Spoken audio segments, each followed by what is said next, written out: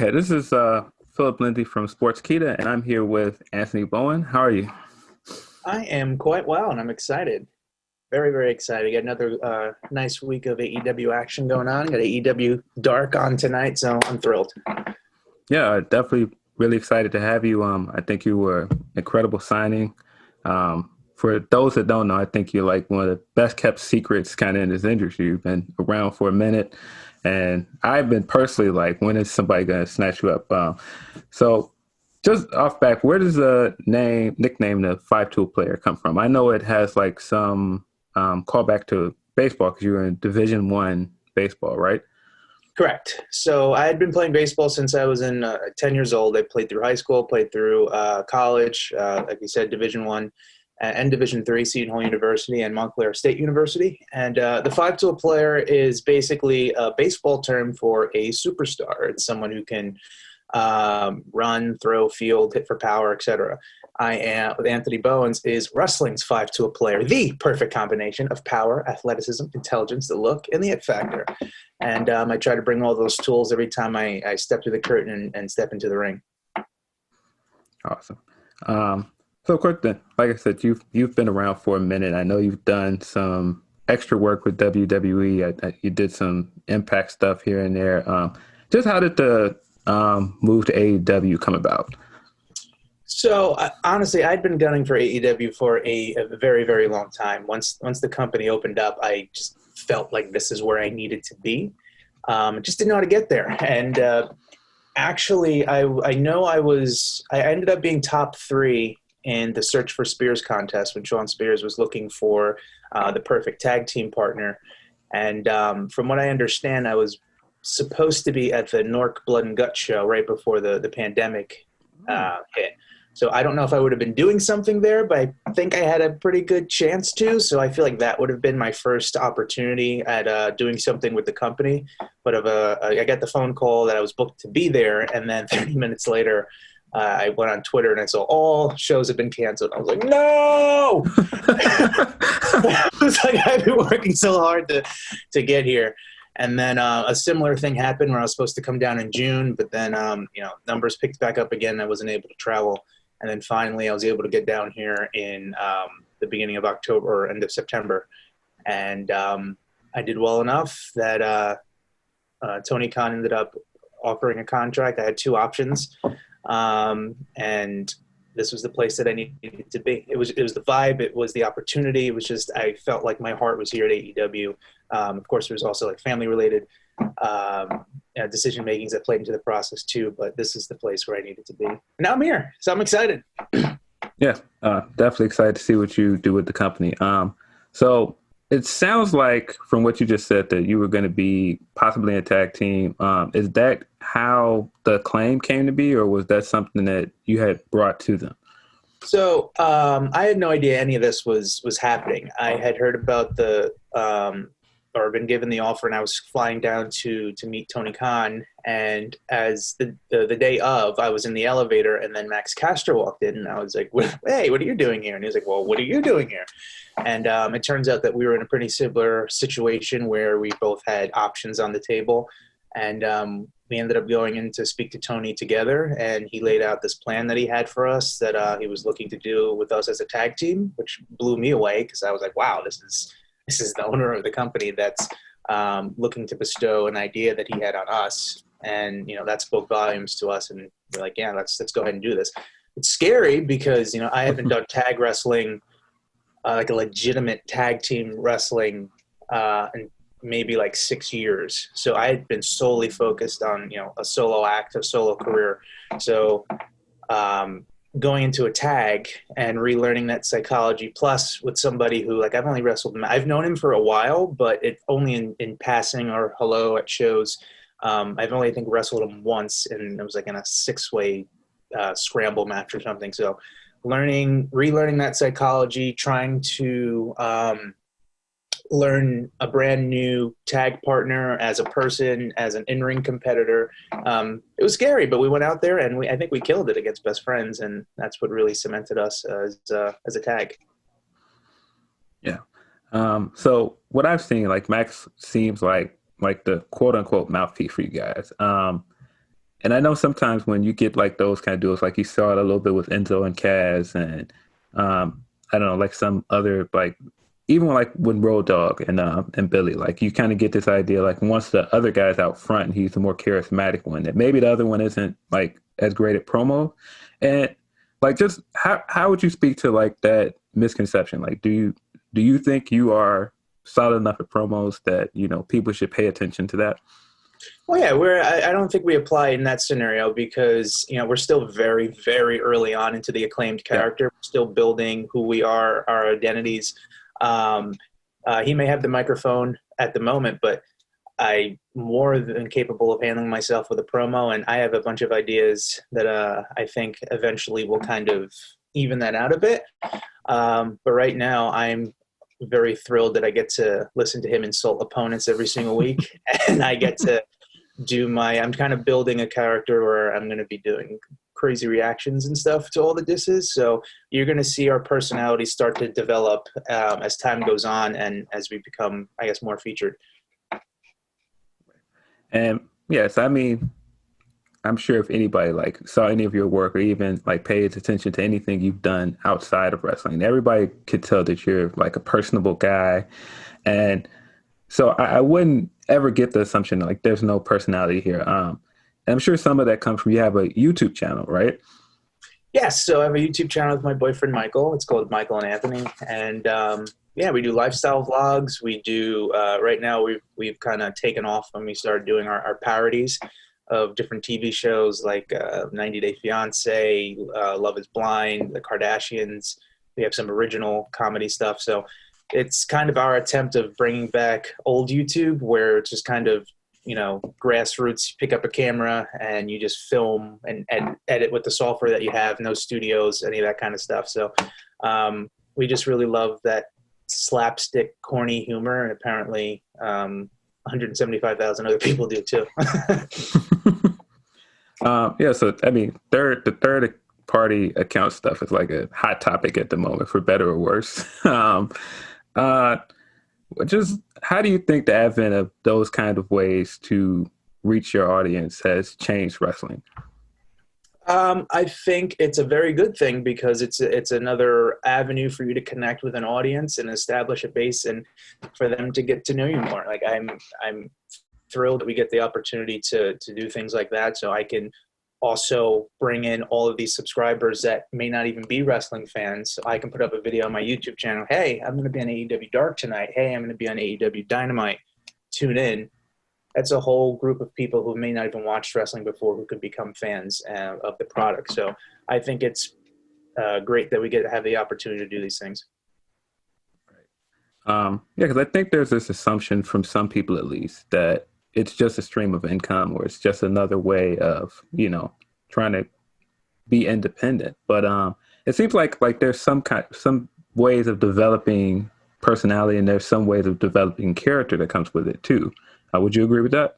Absolutely. I haven't really done much in terms of wrestling on the channel, but just even for me, from just like a technical standpoint, like before the YouTube channel, I actually did have trouble with promos or just speaking, even doing interviews like this. But the more that we would get on camera and sit in front of the camera, the more comfortable we became and I became with talking. So like if you actually go back and you watch some of those older vlogs, I don't think they're awkward, but they're not very smooth because it's just you have to get used to this piece of machinery, your phone or camera sitting in front of you, and you're just staring at it with no feedback or anything, and it's quite awkward.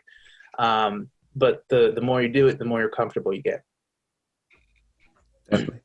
So, of course, for those that don't know, you're an outed gay wrestler. Of course, I don't want to make that you are a gay wrestler. You're a wrestler. So, just for those that don't know, just how was it coming out publicly? Because I'm sure that was like a different experience for wrestling. Yeah, so there was a time period where I was living in constant fear and anxiety of people finding out. I mean, my friends and my close family knew. They've always been my biggest supporters. But in terms of everyone else, they didn't. So I was living closeted for a very long time. I had no idea, how fans would react. I had no idea how, the other wrestlers would react. And that scared the hell out of me because, I want to be a pro wrestler, which is a very public job. So there was a lot of fear in that. But in 2016, I met my boyfriend, Michael. We dated for 6 months secretly. And it just came to a point where it was like, I have this great relationship. My friends and family support me. I had put up a YouTube video with him, and the other wrestlers saw it, and they were all like, I just wish you would have told me because we love you, we support you, we respect you. Once I heard all that, I'm like, I have this responsibility now. I had this unique platform to, spread awareness and spread visibility for the LGBTQ community. I have to say something. And I didn't tell my parents. I didn't tell Michael. I didn't tell anyone. I wanted the decision to be mine. So in January of 2017, I came out. I came out in parts, actually. I came out on Facebook. It was beautiful. It was a positive experience. There was a ton of support. And then a couple months later, a writer at outsports.com approached me, and I had never heard of it at the time. I thought it was just like a small website. And they said, hey, would you like to write about your story? I was like, sure. So I wrote about it, and then I woke up the next day. My phone was like melting because I had notifications going off because HuffPost had picked up on it, and the article had just gotten, it's viral within the community. And that just completely changed my life forever. And it's the best decision I've ever made. It's strengthened my relationships and friendships with people because they're able to speak to me authentically. I didn't have to hide anymore. Granted, I can't speak to everybody else's experience, but it's the best decision I've ever made. So you just mentioned visibility and just how important positive representation is. So how do you balance just trying to be a positive role model for other LGBTQ individuals and just being Anthony Bowen? Well, just being myself. I'm a nice person. I like to smile, I like to laugh. I'm myself. I enjoy the friendships I have around me. I respect others. I try to work as hard as I can at my craft or whatever that is that I decide to do. And I just try to be, I'm not perfect, obviously, but I like to just go out, bust my ass and be successful. I think that's the best thing you can do, to even rub it in other haters' faces, is just like, be successful, be bold, and be you, Absolutely. It's like, I don't want to say that it's perfect right now, but there's so many other openly gay wrestlers at the moment. You got Sonny, Jake Atlas, Effie, off the top of my head, Billy Dixon, Devin Monroe, and there's so many out of those guys that I just named. There's so many different characters. You wouldn't look at any of them and just assume like all of them kind of fit in the same mold, or this is like some monolithic character. So just speak to just what it's like to be in the industry now and just see so many different individuals emerge. I wish it were like this beforehand, a couple years ago when I came out, because it would have made it even easier getting to see all the representation in pro wrestling. But there's work to be done, but I think we're moving in the right direction. Like a couple weeks ago on Dark, I think there was something like 5 openly LGBTQ athletes on the card. And to me, that's amazing. That just didn't happen years ago.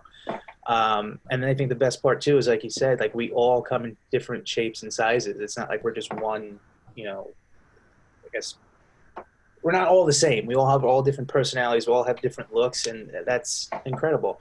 I like the way wrestling's going. Every single day, there's more opportunities. You had Effie's Big Gay Brunch, which is a show that was just solely LGBTQ athletes, which was it blew my mind. We're at this point that this could happen. So I think we're definitely moving in the right direction. It's not where it should be yet, but all signs are pointing to a lot of to a positive direction. Yeah, absolutely agree. I just think outside of that, just because, of course, we're in a place where we're trying to get to a place where everyone understands wrestling is for everyone. We're also kind of in this unique place in terms of alternatives in the U.S. There's more alternatives for both wrestlers and wrestling fans. Just how different is it since AEW became such a big player in the U.S.? Well, yeah, you just said it. Like there's options now. You don't have to, bow down to one specific company. You have, you can go to AEW. There's also there's Ring of Honor. There's all these other places.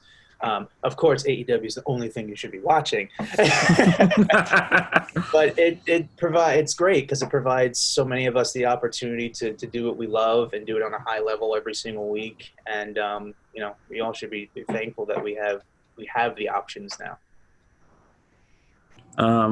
But I mean, even going into just how they've tackled diversity and how they've tackled bringing in more athletes that you might not see at other companies. How do you think they've done so far in terms of putting together a diverse roster? Great, and not even because I'm here now. It's like we have myself. You have Sonny Kiss. You have Nyla. You have Diamante.